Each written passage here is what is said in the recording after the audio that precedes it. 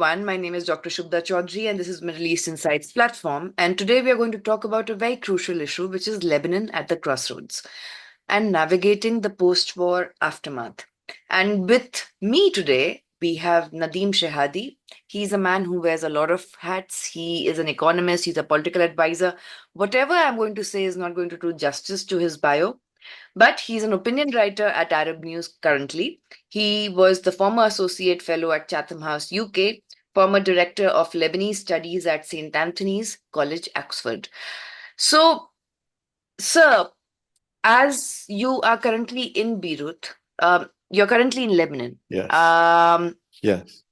And you often travel to Beirut. You often see what is happening all around in Lebanon. And since 3rd of September, what has changed?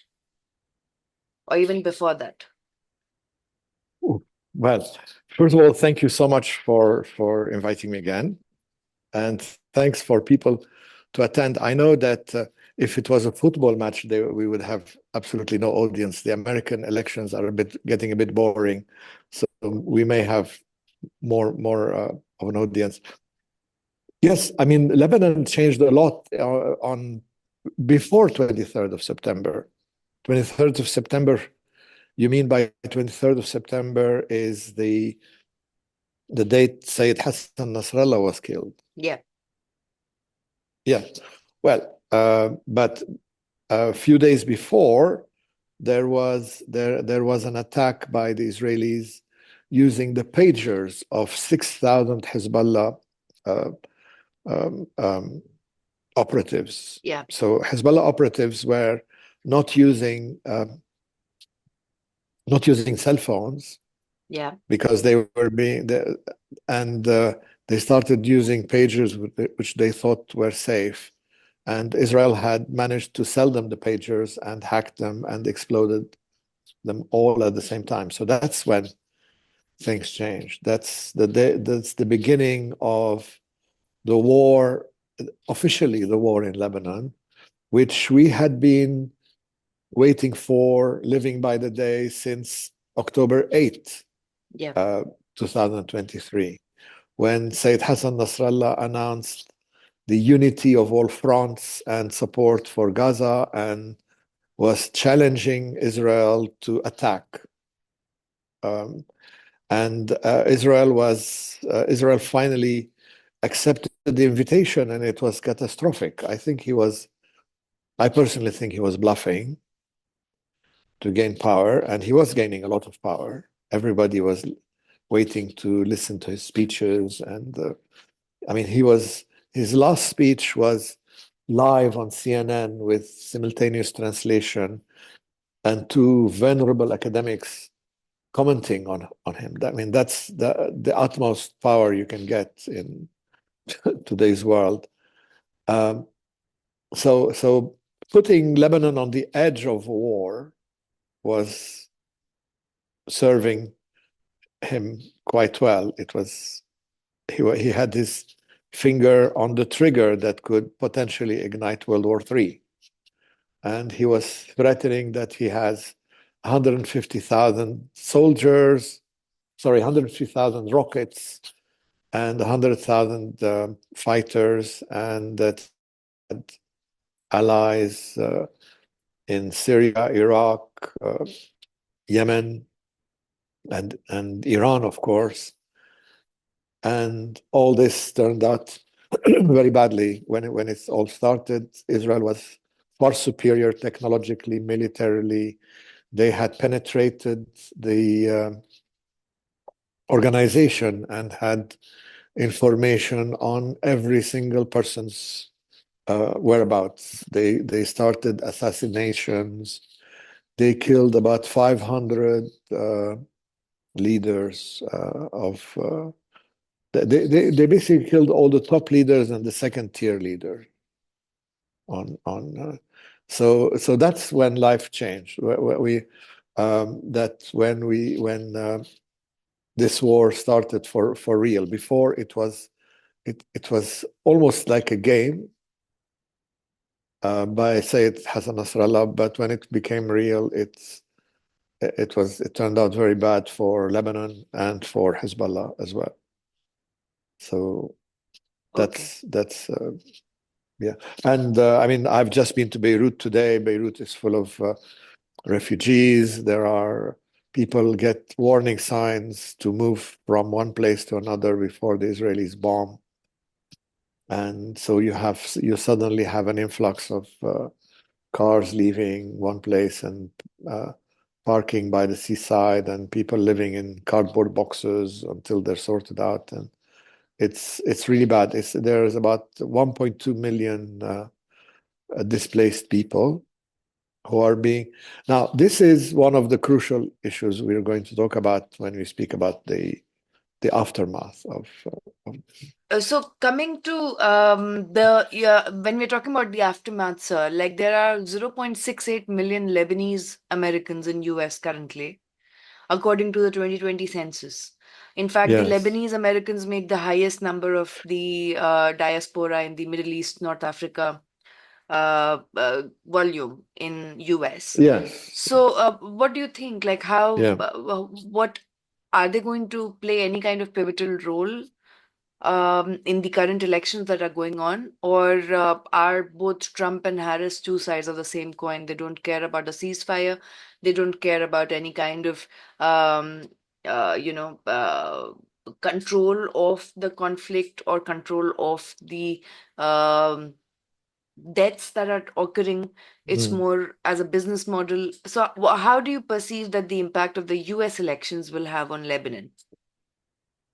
Well, this is two questions. One of them Yeah, is how the Lebanese diaspora will and that's easy to answer. Basically, we don't know yeah, because it's not a monolithic diaspora. It started in the mid 1800s. So the Pennsylvania, so if you look at the key states, yeah. the battleground states, they're mainly there's a lot of the old immigration in Pennsylvania, but they are now in their third or fourth generation. So they behave differently from the ones in Michigan who are mixed, and some of them are new immigrants. So who are more affected by policies in the region. So they're driven by they care about foreign policy more than the ones in Pennsylvania, let's say. Or so it's difficult to tell if they will have uh, uh, a an impact. Now, 0.6 million. The number is also not necessarily correct Okay. because there are Lebanese in America who are there under other nationalities um, who came from somewhere else. And there are Lebanese in America who, um, I mean, who have been there for so long that they don't consider themselves as Lebanese. It's very diluted, their Lebanese identity. So anyway, but the effects on Lebanon of the elections and the effects on the region in a telegraphic way is basically the difference between an Obama, Biden, Harris administration, which is a continuity, and a Trump administration, which we only have an experience of 4 years of, and their relations with the region. Uh, it is the way I explain it is that it's almost like a Sunni Shia divide in Washington D.C., and it's stronger in Washington D.C. than it is in the region here Okay. because the Obama, Biden, Harris administration are expected to make a deal with Iran. Yep. That's their interlocutor is Iran. Whereas the Trump administration, their interlocutor was Saudi Arabia, UAE, the GCC countries, Yeah. and also Jordan and Egypt. Now, in a negotiation, it matters a lot who the interlocutor is. And so the power, it'll be, that's why I call it the Sunni Shia as a joke, because Yeah. the the the division in Washington is far more polarized than it is here in the Middle East. Yeah. Uh, People are either with Iran or with Saudi Arabia, and you can tell from the institution, from the person. I can, without reading, I can tell you if they on which side they are. It's very, very, um, But very divided on. sir, right, like in the past 1 week or so, or more than in the past 10 days, Saudi Arabian government has been publishing notices and speaking about that any kind of intervention in the Iranian airspace will not be tolerated by Saudi Arabia. Also because they are very next to Iran. So, how do you see, like, now Saudi Arabia is growing closer comparatively, at least you're having the facade of growing closer to Iran, growing closer to the European Union. Yes. No, So, it's always been yeah, close it's always been like having to more the European meetings, Union. like with the GCC and the EU. So that kind of, the entire dynamics that now Saudi Arabia is positioning itself as more closer to Iran. Will it change any kind of, discussion in the White House or the lobbying in the White House? Um, no, not really. It's um, I mean, I can't tell for sure, but I'll Yeah, tell you how it affects things. yeah, Saudi Arabia was, I mean, especially during the Obama Biden administrations, Saudi Arabia had lost confidence in the United States' protection of its allies in the region. okay, Uh, it was seen that especially the Obama administration was negotiating with Iran at the expense of Saudi Arabia,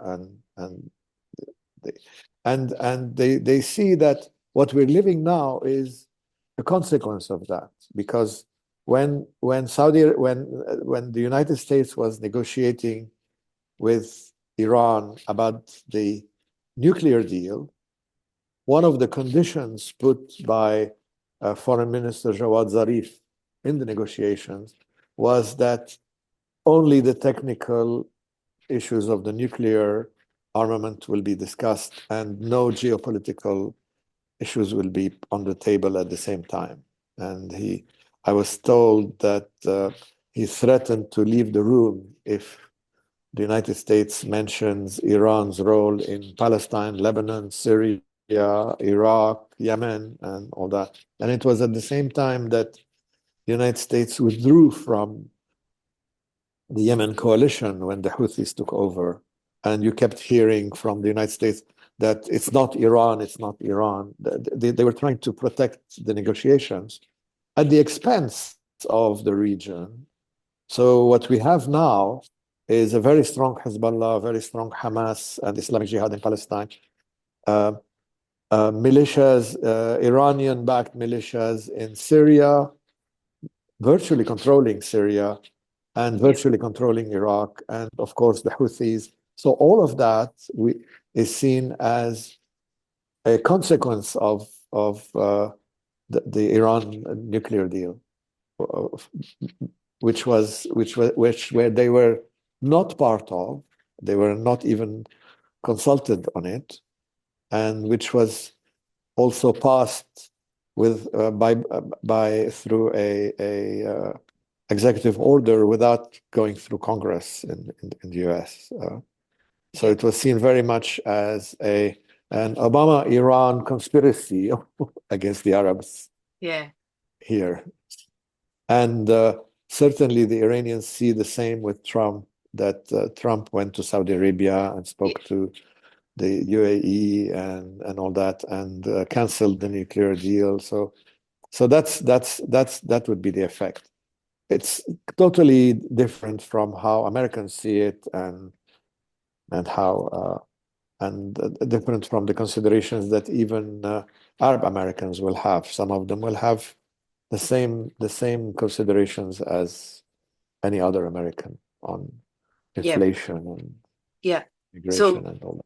inflation, mortgage, the rise of prices, the rise of fuel cost, energy cost, all of these are the Yes, basic, tangents on which the local Americans are thinking about, along with the reproductive rights of women and security of of women and course. children Yeah. on online spaces. And this has made the debate more gendered.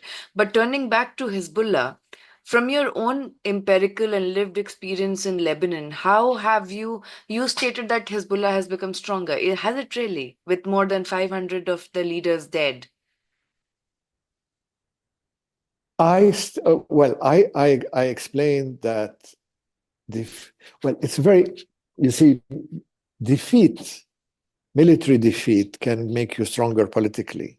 Yes. So I make a distinction. I make a distinction between the military aspect and the political impact of a war.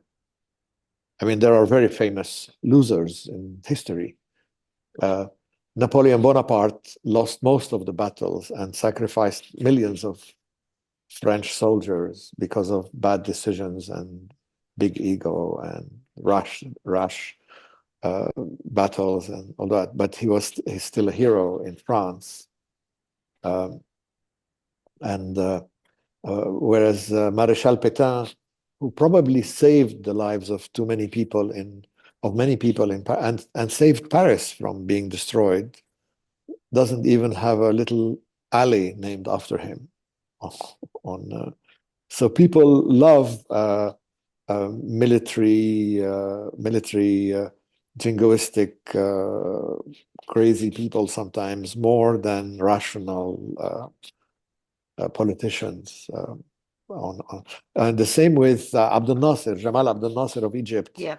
lost the battle in Suez, but emerged as the strongest Arab leader after that. Yeah. Yeah.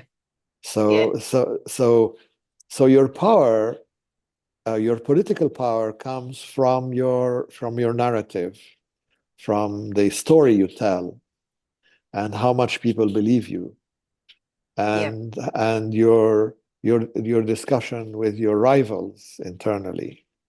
So Hezbollah politically can emerge stronger. The Hezbollah line can emerge stronger because the opposing camp in Lebanon are the ones who want peace with Israel. And to tell you the truth, looking out of balcony, because I can see every plane coming, I can see the bombs, peace with Israel looks very, very distant. It doesn't, the way the Israelis, the brutality of the Israelis in Gaza and in Lebanon, the destruction of whole towns and villages and all that makes even the idea of peace difficult to imagine. So the anti-peace camp will become stronger. If I am for peace, I have very few arguments left. People will laugh at you if you say peace with Israel after what we've seen from Israel in a way. So that's how politically it can emerge stronger.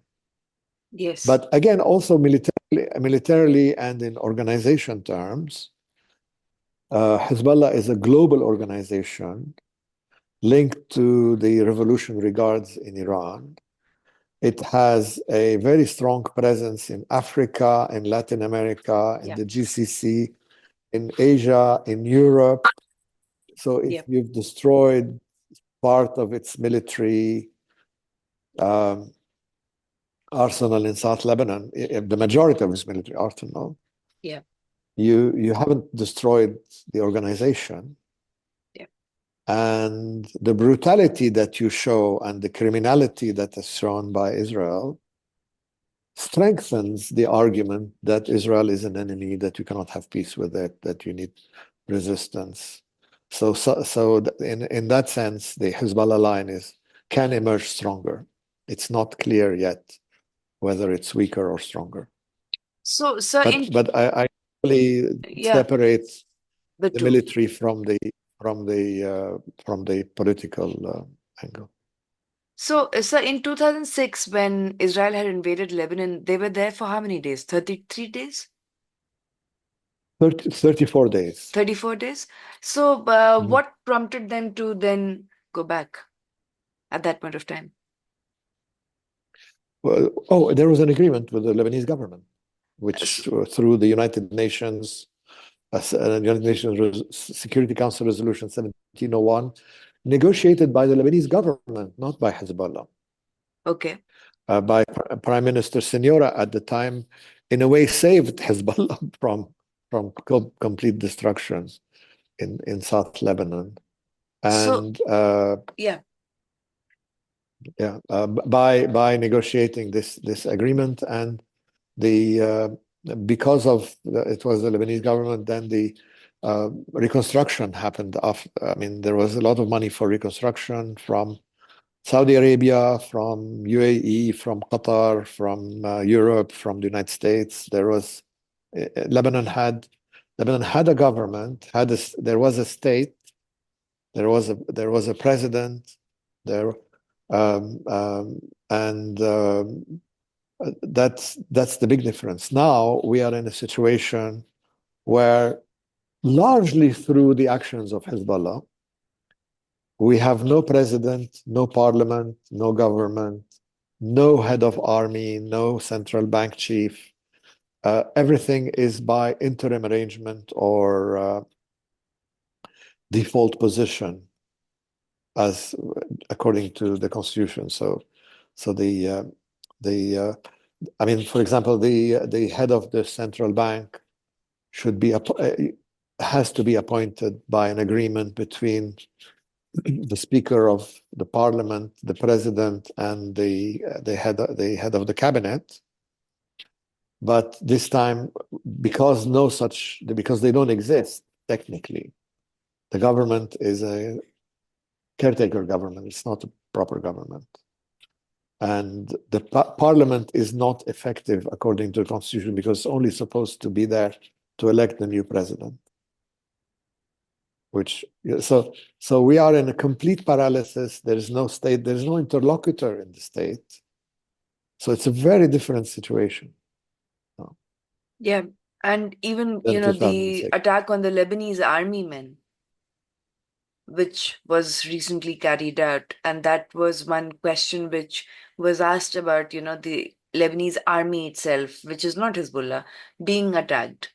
And what is then the Yes, defense of Israel, the attack on UNIFIL, the various ways where, the corridors which are no man's land for peacekeeping, that kind yes. of attack. So, You mean that's in Gaza? The no, no, corridors are in Gaza or the ones in Lebanon? in Lebanon, the ones in Lebanon. I'm not talking Oh, in about, Lebanon. yeah, Well, yeah. yes. So UNIFIL is accused by Israel of not fulfilling its duty to prevent Hezbollah arming south of. Uh, so UNIFIL has obviously completely failed in fulfilling the terms of Security Council Resolution 1701. Uh, um, but I don't think there was no military. I mean, there was a military attack on UNIFIL a few days ago, and it could have been a rocket from Hezbollah, not from Israel. I'm not sure. And there are a lot of, like, the point here is that, it becomes so difficult to differentiate between what exactly is happening and what is the propaganda. So there are a I lot I of, don't I do not know what is yeah, happening. okay, I am here. I listen to the news. yeah. I cannot differentiate between exactly what you said, between what is really happening and propaganda. Yeah, the hyper reality of the entire situation has become so delusional for everyone. And Yeah. the entire idea that everyone, like, Hamas means Palestinians, Hezbollah means Lebanese. That kind of binary has also gained a lot of currency. The differentiation Yeah. between Hamas or Palestinians, the differentiation between Hezbollah and the Lebanese civilians, that kind of differentiation is suddenly going very invisible Yes. in academic and journalistic circles. Even before that, Yeah, I think the Israelis did not differentiate between Hezbollah and Lebanon. yeah, The, in their, yeah, that's which makes it a which makes it a. I mean, if you don't differentiate, then the difference will become less. yeah, In a way, yeah. it's self-fulfilling. It's self-fulfilling prophecy. It's like more than 3,000 Lebanese are dead, 14,000 of them are injured, 500,000 have to evacuate or they have to run away from their homes, they have become refugees. All of that is happening at a very crucial juncture where we do not know what kind of ceasefire, or if there will be a ceasefire, or if there's a ceasefire, it will be between Israel and Hezbollah, or Israel and the Lebanese caretaker government. Absolutely, that's the key. You've put your finger on the key question. Yeah.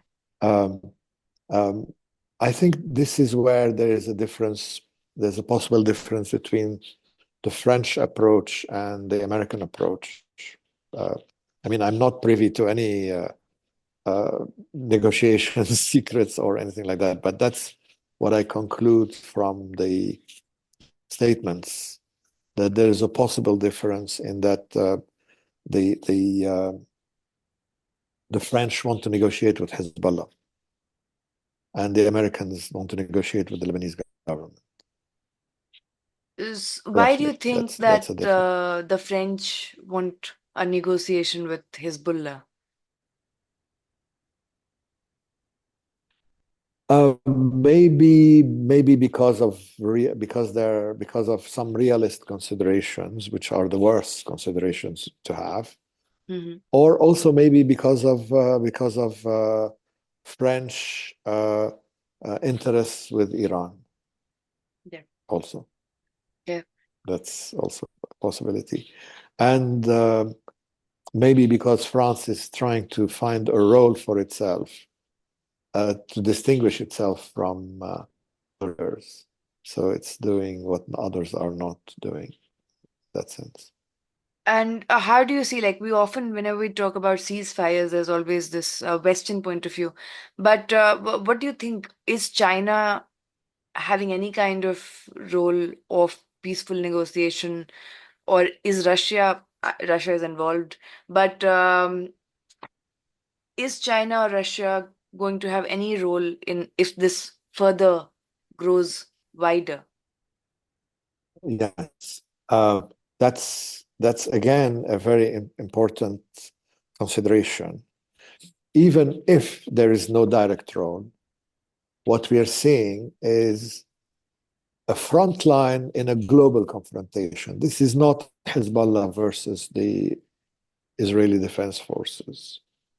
This is this is a global confrontation similar to the one in Ukraine, where you have on Russia's side uh, uh, Russia and its allies, which includes China and Iran, and I never understood where India is this one there. Yeah. And the same with Israel. I mean, India has very good relations with Israel, of course, but uh, it's on the other side sometimes politically. So the border, the war in South Lebanon is also such a hot front line between these global powers, Europe, the United States, Gulf, and versus Iran, Russia, China, and their allies. Not, Yeah. I mean, so it is far more than a local confrontation. Yeah. Uh, which is why if Hezbollah survives this, and it probably will, and if there is an agreement with Hezbollah rather than the Lebanese government, it will make Hezbollah much stronger because it will be the interlocutor again, and it will be uh, um, on a global front line where it will have support from that whole side, Yeah. including China, Iran, Russia, and everybody else. So But that's and it's yeah. very dystopian anyway, because is there anyone in Hezbollah matching to that kind of leadership position that Nasrallah had right now? No, that's we don't know, we don't see anyone like that. But the rumor is that it's the Iranians who are now in direct control, Revolutionary Guards officers. Which in Not itself is not not monolithic. yes, possibly, yeah. Yeah. And with Khamenei about to retire, supposedly. It's for the last, I don't know how long he's been about to retire. Yeah, so it's going. So, what do you? How did it, like, for example, at a personal level for you, sir? How did it? Um, how did the last 2, 3 months change for you? What are your problems Quite that you are facing? on a day-to-day level. Yes, yes, Yeah, um, apart from your country being destroyed, which is a big yeah, thing, people manage. I mean, I live on a kind of an island here because the building where I live um, has solar energy and independent water, and we're not very much we're less affected, and we have a subscription with a generator for to supplement the so people survive like that in war zones, um, if they're not directly affected on and it's affected that I cannot travel is difficult and expensive, and there are no more flights there. But it's disrupted all our the whole life, of course, and it's affected also because there are 1.2 million displaced people who are taking over apartments in the country, and so that's affected also. Um, and we don't know what's going to happen later. yeah, it is very scary because even yesterday, I think Netanyahu visited the northern side, and then there were attacks on the eastern side of Lebanon. Was what?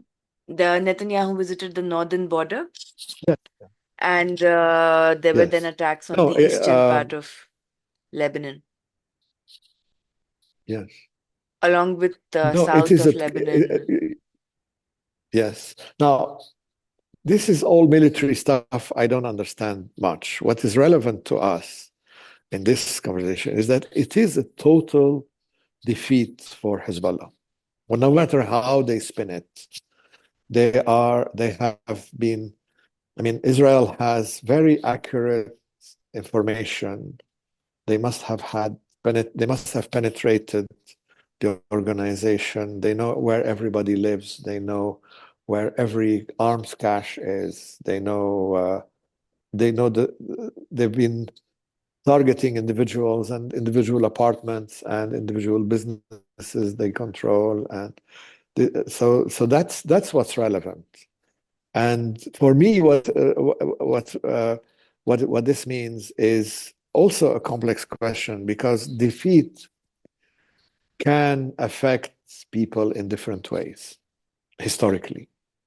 Yeah, I mean the post World War One defeat of Germany produced 10 years later Nazism yeah, almost in the whole of Europe.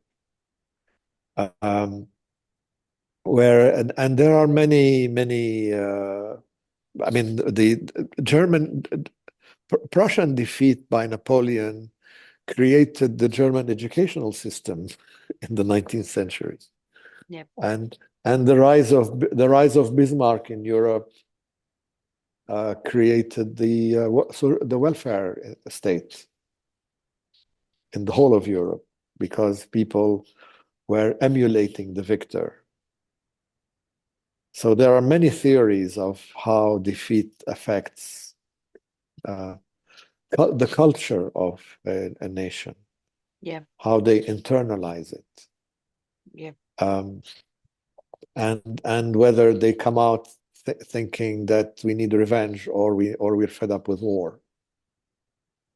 That's two very possible conclusions which could happen in Lebanon now. And there's a particularly Lebanese angle to this.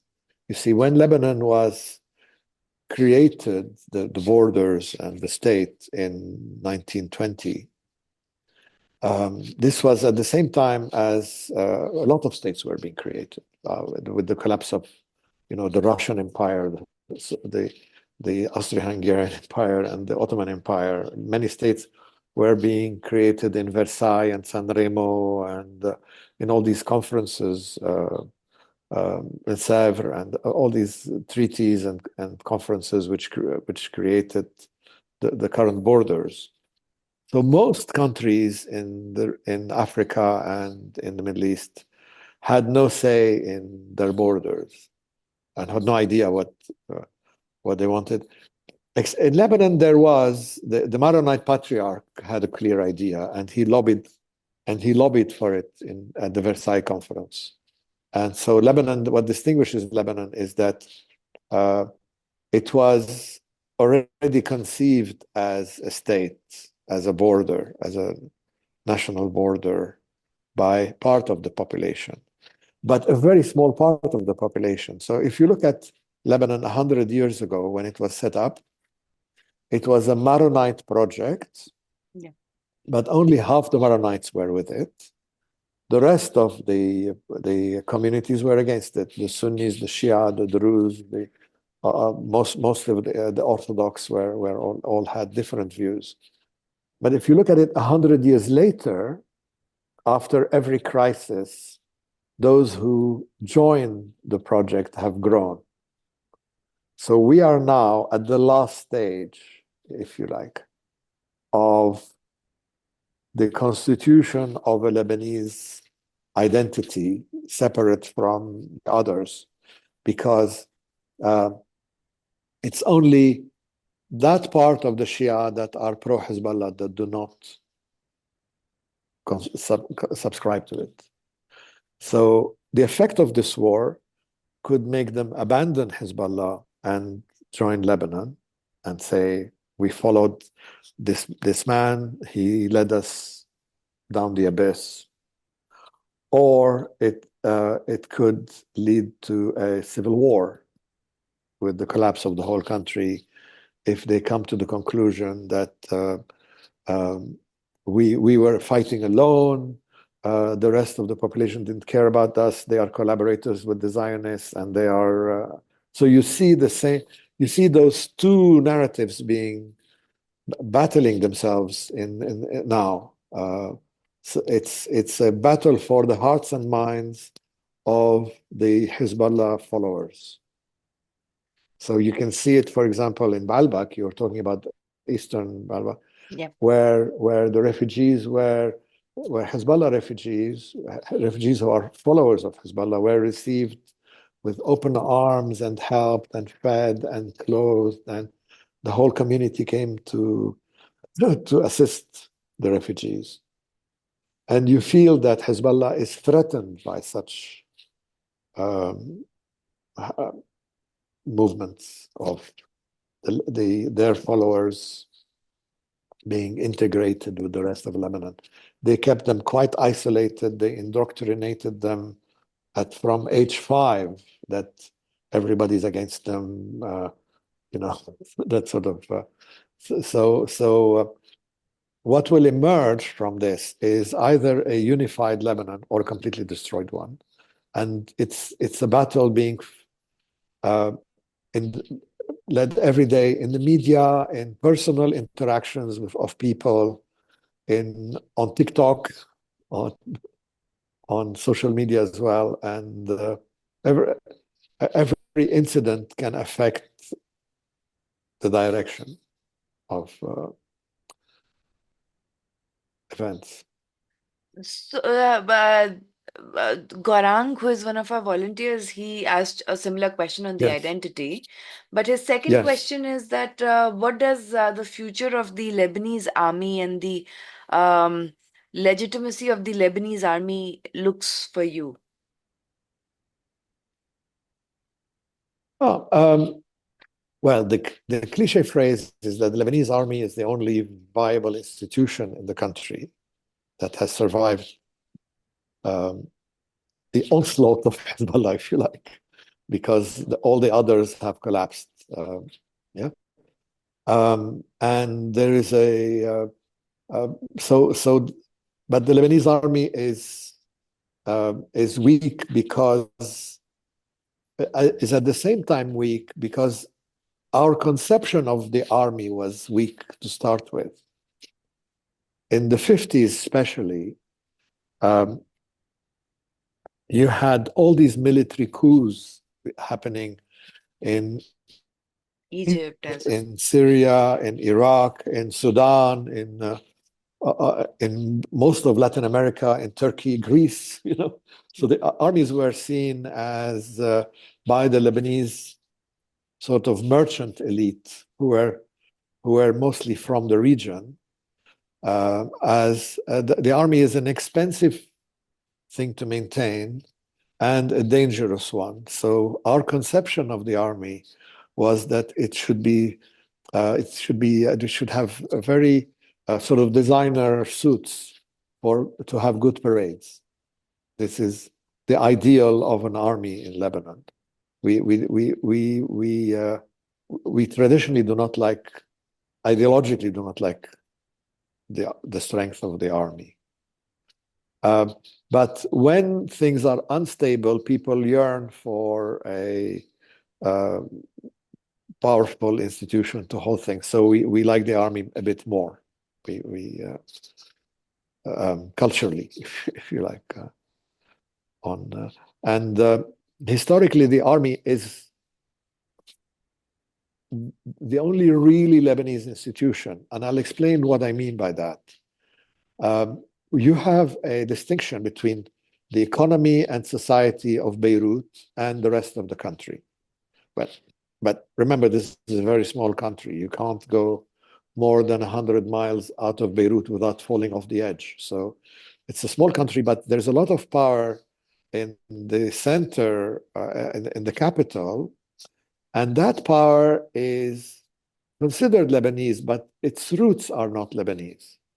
It's merchant families and bankers and um, intellectuals, artists, who mostly came from the region. Uh, uh, the dominant culture of it is a cosmopolitan culture where people came from Aleppo, from Damascus, from Baghdad, from Haifa, Jaffa in Palestine, from Cairo, from Alexandria, from Smyrna, from Diyarbakir. You can tell, so the Lebanese elite are uh, the financial, merchant, and intellectual and artistic elite are very cosmopolitan and not very nationalistic in that sense. Whereas the army comes from the peripheries, and its ideology is far more nationalistic and Lebanese than the city people. And the city people were escaping from Abdel Nasser and from the Ba'ath Party and from they're not very favorable to the army and have very little contacts socially with the army people on that. So that's the division.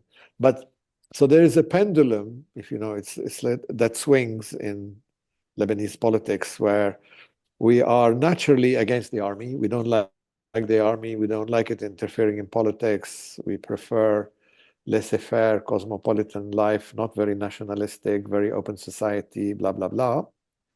But then when things go bad, the pendulum goes the other way. And we would like the protection of the army, and we accept it, and we accept the restriction on freedoms that the army would impose on. So after, so during in the 50s, we had very little army control for the reason I mentioned. In the 60s, we accepted a president who was a former, who was a former army commander, and we accepted to a certain degree, the interference of army intelligence in political life, until we got fed up with it and threw them away. And but I mean, but the coup was not like the same coup as you would imagine in a place like Iraq or Syria or I mean, the way you get rid of an army general is you send him as a military attaché in Conakry or somewhere very far. Yeah. So that's the this is the relation we have with the army. And I'm personally wary of the army. I don't like the army mentality, and I think that if we have the army commander as our next president, it'll be the fourth consecutive army general that becomes president. It's almost like a natural progression. It's like when you like a new rank. You grow up and you grow in the army, and then when you reach the top, the next step is president. I think after they reach the top, they should retire, and Yeah. The army should be under political control. You should. That's my personal view. Yeah. But a lot of people think that this is exceptional, this is an emergency, this is a state of emergency. We have to have the army taking over, not so much taking over, but we have to empower the army to control, and we can tolerate some of the freedoms, the costs in freedom, in less freedom that this entails. Yeah. On that. And talking about the army, it made me think about Syria. Syrian President Bashar al-Assad has been very quiet when it comes to Lebanon in the past few weeks. When, on the other hand, Hezbollah actually supported Syria and the Syrian government massively. Hamas did not, but Hezbollah went out to support it strongly. Yeah. That kind of strong support from Bashar al-Assad it's not visible right now for No. the Well, Lebanese this is civilians. yeah. No, not the Lebanese civilians. Think of it as part of the battle, the internal political battle that's happening between Hezbollah followers and the rest of the country. When Sayyid Hassan Nasrallah, the Secretary General of Hezbollah, announced the unity of all fronts on October 8th, the day after October 7, 2023, and he declared that he is acting on behalf of the axis of resistance, which includes Syria, Iraq, Yemen, and Iran. What Hezbollah followers found was that when the Israelis attacked, they were on their own, and that's an important factor in the internal debate. So neither Syria came to the rescue, nor Iran. Iran is, on the contrary, Iran is trying to make a deal on using them as pawns. That's the impression they have. Some of them have, that Iran ditched them and is trying to benefit by making a deal to sell them out even more in a way. So this would be a factor in the internal politics of post-war Lebanon, post-war. I mean, post The this war, aftermath. Yeah. the aftermath. If they and don't underestimate the power of the aunties in any society,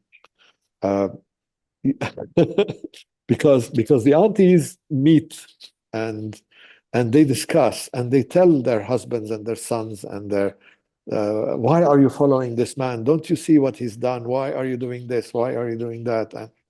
And I think this is very much underestimated. Don't listen to politicians. Uh, Politicians will come out and yeah, make you a huge speech, but whether people follow him or not depends on people's wives and children and aunties and mothers, what they tell them. yeah, And I completely think agree. the Lebanese aunties that have been displaced, that have to take care of children in a living in a schoolroom, that must be far more fed up with Hassan Nasrallah and with Hezbollah than ideologically motivated people who have been indoctrinated. But I even have, you see, I have faith in salt of the earth peasants and working people.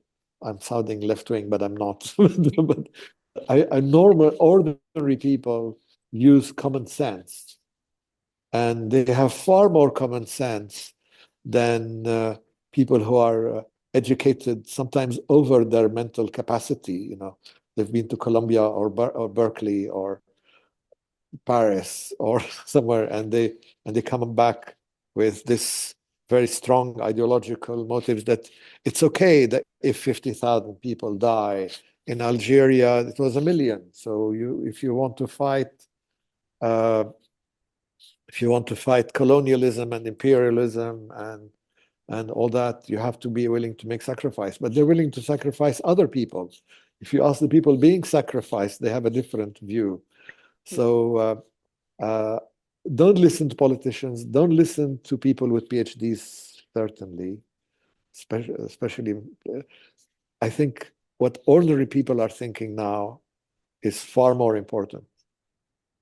That is something which I wanted to also talk about slightly because on several spaces on X or Twitter, there's a very gendered division which I've seen that the women, uh, interestingly, are more pro Nasrallah after his death. Um, The Lebanese women. yes. Well, I don't. I will not fall into that trap, Shuda, and tell you that women can have admiration for powerful male figures. I will not fall into that trap. Yeah. But there is a lot of propaganda happening over there. Yes. Some of Yes. these women are actresses. Ah. There was a woman, yeah. For example, there was a woman who came out when her husband was one of the, well, we don't know, but she went on the media that her husband was hit by the pagers, was carrying a pager. So her husband was obviously Hezbollah operative. And she went on the media saying that all this is nothing. We're willing to do any sacrifice for Sayyid Hassan and for the cause, and we will fight to the end. And for me, this is a privilege to sacrifice for the cause. And so he was doing all these things, and this was circulating a lot in social media. Then we saw the same woman dressed differently, uh, saying that her husband died in a different way. So it's the same, sometimes the same person. It's part of the propaganda machine Yeah. No. to motivate. Yes. And It's so it's they're scary. trying to, they're probably trying to use the same. They're trying to use the power of persuasion that women have Yeah. to you know, because you'll be ashamed of yourself if a woman is willing to do these sacrifices. You as a man should also be, yeah. So I think women are used in propaganda, and unfortunately, on both sides, babies are used in propaganda too. It's Yeah. Yeah. it's very cruel to use babies in. The Israelis use babies as propaganda. Palestinians and Lebanese and everybody uses babies as Yeah. propaganda. There's a technical word for it. It's called pedophrasty. I don't know what, someone should look Okay. it up, but that's what a friend of mine told me. So using um, babies and, cute babies uh, uh, making a speech about we will go back and we will fight to the end. And that's shameful, and also babies as victims, and it's that, Okay. or I know who they are. I uh, I follow Twitter Spaces. It's very interesting. A Twitter space can be equivalent of 6 months field work if you Yes. listen to it Yes. sometimes. Yes. But I listen. I don't contribute much, and I listen anonymously. So you won't see me there, but I'm sometimes there. Yeah. No, I I'd be in use the it. gym doing my treadmill and listening to, yeah, No, it is and weird listening to Twitter because Space. yeah, Twitter Space is a very different kind of, I would ask all the students also to join Twitter and explore all these spaces because every night Absolutely. from specifically Indian time, if I talk about, say after 1 o'clock Yeah. at after 1 a.m., these Mhm. Twitter spaces get active. So sometimes from And they're 2:30 a.m. fascinating. IST, and they're very Yeah, fascinating and different kinds of they are. And you discourses. should move. Yeah. You should move from one to the other Yes, there are and many see Twitter the spaces happening. many, and they've become echo chambers. Yeah. So when spaces, well, before that, when Clubhouse started, Hmm. it was open debate and you had discussions. Now they've become echo chambers, mostly. Very few discussions Yeah. on Yeah. them. That's very, very true. So, one last question that has been asked by one of our volunteers is her Yeah. name is Shrishti, and she's asking that people of Lebanon are facing food insecurity and poverty, and the state is Yes. dependent on the foreign powers for funding. There is no leadership, Yes. no concrete army. Hezbollah has no permanent leaders, also. Will it be right to Yes. call Lebanon a failed state? Absolutely. Yes. Yeah. You can't have a more failed state than that. It's, it's, but it's not a failed society. It's a very strong society. And because we've always relied on a weak state, society institutions are stronger. So our educational system is 80% private. It's not the other way around as it is in most 20th century countries. But the private are public at the same time, in the sense that you could have schools, a chain of private schools run by an order of monks, Maronite monks, uh, with schools in the whole country, but they receive people from every religion. They and they have they the monk orders are the monastic orders are quite rich in Lebanon, and they offer a lot of free education for people who are poor. So it's more of a private system of it's very rare to find anyone in the street in Lebanon. Society always takes care of people. Whereas in places where you rely on the government, if there's a loophole. So I would say that we are a completely failed state, and successful states are overrated, but we are not a failed society. And I'm relying, if and my moments of delusion, I'm relying on the strength of our society to recuperate the Hezbollah followers and deprogram them from uh, what they've been through, and it's a very, very delicate art of how to accept each other, even though you've been you're totally opposite political and religious frameworks, and you can see it happening every day Yeah. in Lebanon.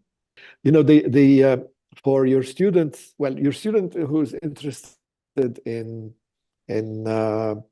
food security, if she gets in touch with me or I can get in touch with her through you, I know a PhD student working on food security, Okay. and I can in Germany I can put her in touch if she's seriously wanting to, Okay. and I think the politics and the culture of defeat is a very complex issue and there are many sources. I mean, what the best source on that is the Arab historian Ibn Khaldun, who said that he has two chapters on defeat, on the culture of defeat and the effect of the defeat on the defeated and on the relations between the defeated and the victor. Yeah. And there's a German book by someone called Wolfgang Schivelbusch, which looks at various defeats and how they affected uh, the subsequent cultures, cultural changes, economic changes, and all that. So it's a very interesting topic Yeah. to follow. That's And with this, I would first of all like to thank you for, again, I'm not doing justice either in your introduction or even in the thank you note, but I'm very thankful to you for taking our time and speaking to us specifically in a situation and context when everything is so precarious. And you continue to teach. And for me personally, I have never felt that I have never met you. I have never met you, well, but it well, never feels like yes. that. And this is something which is very, very rare. And the ability that you carry within yourself to simplify for the audience the very difficult and complicated history of Lebanon, the way you're able to simplify that itself is also very rare. And thirdly, most importantly, I'm very thankful to you that always, always you have taken out time for us, no matter what the Well, consequences. I enjoy your podcast very much, and I learn a lot from them, and especially the way you almost torture your guests and bring out the best in them. I I'll take it as a I think it's compliment. good. Yeah. Yes. Yeah. I hope And this will not deter people from coming, but you do have a very good line of question. Yeah. no, I will, we will continue. Just thank you so much. I'll just